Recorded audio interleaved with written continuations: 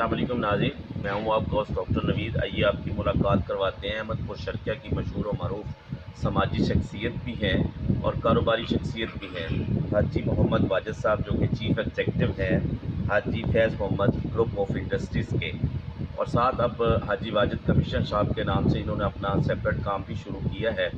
ان سے ملتے ہیں اور سب سے پہلے ان سے یہ پوچھتے ہیں کہ دہشت گردی کے حوالے سے حکومت پاکستان کو کیا اقدامات کرنے چاہیے جس سے دہشت گردی کا مکمل طور پر خاتمہ ہو جائے۔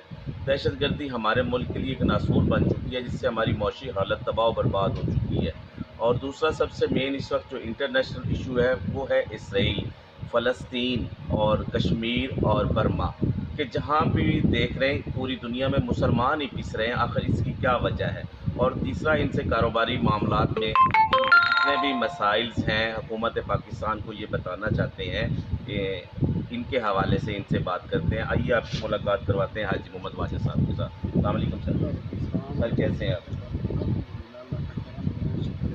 سر سب سے پہلے تو مین ایشو ہمارے ملک میں پچھلے کئی سالوں سے چل رہا ہے وہ دہشت گردی ہے۔ الحمدللہ اس میں کافی ساری کمی آئی ہے، لیکن پھر بھی کبھی کبھار ہفتے میں ایک آدھ خودکش حملہ ہو جاتا ہے۔ اس کو روکنے کے لیے حکومت پاکستان کو کیا اقدامات کرنے چاہیے جس سے یہ ناسور ہمارے ملک سے بالکل چلا جائے؟ الحمدللہ بہت سارے اسی 2 3 4 5 سال کی اور جو ہمارے گزرے ہیں، جس میں ہمارے جناب علی شاہ صاحب نے بہت اچھے کام کیے ہیں، ان کی وجہ سے ہمارے ملک میں دہشت گردی بہت کم ہوئی ہے۔ اب ان کے بعد آئے ہوئے ہیں ہمارے قمر جاوید باجوہ صاحب، الحمدللہ وہ بھی بہت اچھا اپنا نظام سنبھالے ہوئے ہیں جی۔ اور انہوں نے دہشت گردی کے پر اتنا کنٹرول کیا جتنا کہا جائے بہت کم ہے۔ الحمدللہ ہم اب یہ سمجھتے ہیں کہ ہمارے ملک میں نہ ہی کوئی ایسے لوگ تھے دہشت گرد، بلکہ یہ لوگ جو کہ باہر کے ہی مقصد ہے کہ جو ہمارے ملک میں آ کر یہ دہشت گردی باہر کے لوگوں سے ہی ہوئی ہے۔ ہمارے ملک میں ایسی کوئی چیز نہیں ہے۔ الحمدللہ وہ بھی اب صفایا ہو گیا ہے۔ انشاءاللہ اللہ کے حکم سے آگے بھی کوئی ایسی چیز نہیں رہے گی، نہ ہی رہے گی۔ اور اس میں آرمی کا جتنا ہم دخل ہے اس میں کوئی شک نہیں ہے کہ آرمی ہمارے یہ سب کچھ ہے، اور ہمارے ملک کی خیر خواہ اور ہماری جان کی لیڈ بھی ہماری آرمی ہے۔ ہم سمجھتے ہیں کہ یہ ہے تو ہم ہیں، ہمارا پاکستان ہے، ہمارا ملک ہے، ہمارا دیش ہے۔ اگر یہ نہیں رہی ہماری آرمی وغیرہ تو پھر سمجھو ہم کچھ نہیں رہے۔ میں تو سمجھتا ہوں الحمدللہ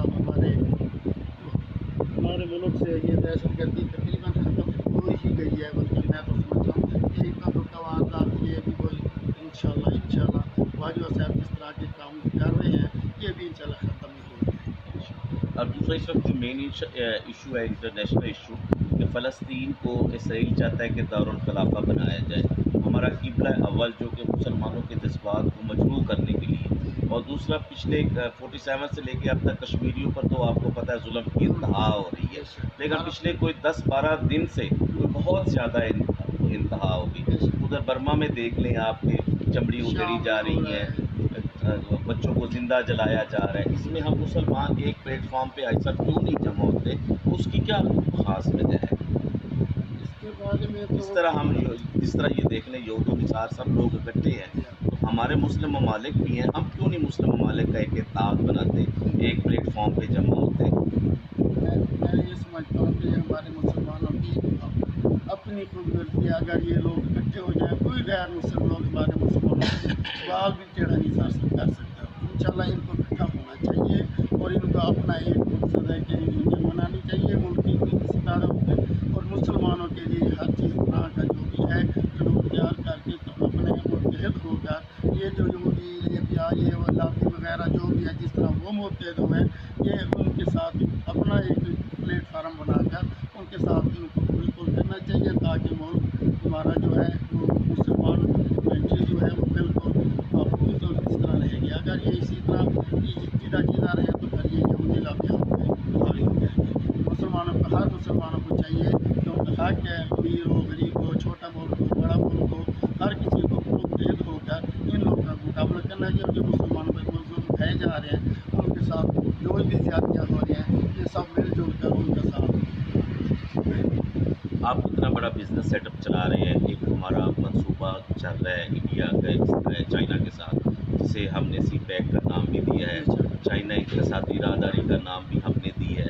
اس میں ہماری معاشی حالت میں کتنی ایک بہتری آئی؟ اس میں ہماری معاشی حالت बहुत बेहतरी आएगी इंशाअल्लाह ताला। हमारा मुल्क इसी हवाले से इतनी तरक्की करेगा कि हमारी सोच की बात है। जिन्होंने ये मनसूबे बनवाए हैं और जो इस पर काम हो रहे हैं, जिनके तंदूर में ये आ रहा है, ये उनका हमारे मुल्क पे बल्कि एहसान समझो और उनकी मकसद है कि हमारे पर ये सारी चीज़ें जो है हमारे मुल्क के लिए बेहतरीन है। और चाइना हमारा वैसे दोस्त भाई है, उसने हमेशा हमारी मुश्किलात में हर वक्त में हमारा साथ दिया है। कि हम तो समझते हैं ये पाकिस्तान चाइना एक ही घर है, और इसमें जो कुछ तरक्की होगी क्योंकि ये जी सिलसिले कारोबार के इस रास्ते ये जी चीज़ें हैं वो मकसद है कि आसानी से पहुँचेगी, कम रेट्स में पहुँचेगी और वो खुशहाल। आप इतना बड़ा सेटअप चला रहे हैं, ग्रुप ऑफ इंडस्ट्रीज़ है, अब आप सेपरेट काम भी कर रहे हैं, इसमें आपको बहुत सारे मसाइल का सामना भी करना पड़ता होगा, इसमें कोई शक वाली बात भी नहीं है। इन मसाइलों के लिए हुकूमत पाकिस्तान को कोई आप मैसेज कन्वे करना चाहते हो, आप टैक्स पे करते हैं, उसमें कोई कमी बेशी चाहते हैं, उसमें कोई भी मैसेज है भाई साहब आप इसमें कन्वे कर सकते इसमें हम हैं? तो ये कहेंगे काटन की जो फसल है वो हमारी मुल्क की रीढ़ की हड्डी की मिसाल है, जी जिस पे हुकूमत बिल्कुल तवज्जो नहीं दे रही, ये ख़त्म हो रहा है।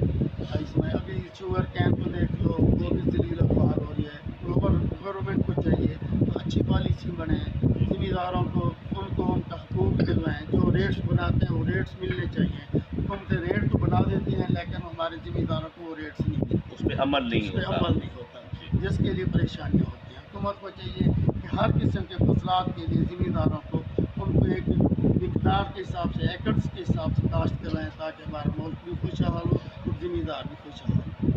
अभी काटन जो हमारी इस तरह ख़राब हो रही है, ना उसमें कोई अच्छी पॉलिसी बनी है, ना कोई बात है, कोई लेने वाला नहीं है। ये अब शुगर कैन का भी यही हाल हो रहा है। तो हमारे मुल्क जो सरबराह हैं मुल्क के, उनको चाहिए कि इनके बारे में खूब तवज्जो करें, वरना ये काम ख़राब हो जाएगा। बहुत शुक्रिया सर। Thank you. नाज़रीन, ये थे हाजी मोहम्मद वाजिद साहब जो कि अपने ख्यालात का इज़हार कर रहे थे। यहाँ की मशहूर और मरूफ समाजी शख्सियत भी हैं और कारोबारी शख्सियत भी हैं।